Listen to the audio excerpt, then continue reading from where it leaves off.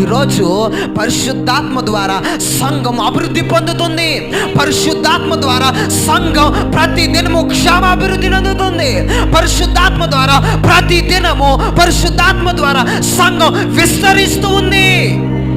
ఎక్కడ పరిశుద్ధాత్మ లేదో అది సంఘమే కాదు. ఎక్కడ పరిశుద్ధాత్మ క్రియ లేదో అది సంఘమే కాదండి. పరిశుద్ధాత్మ క్రియ ఉండాలి, పరిశుద్ధాత్మ అభిషేకం ఉండాలి, పరిశుద్ధాత్మ వాక్కు ఉండాలి, పరిశుద్ధాత్మ నడిపింపు ఉండాలి.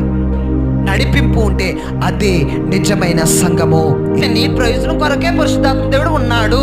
మరలా గుర్తుపెట్టుకోండి, నీ ప్రయోజనం కొరకే, నీ మేలు కొరకే, నీ ఆత్మీయ జీవితము కొరకే పరిశుద్ధాత్మ దేవుడు ఉన్నాడు.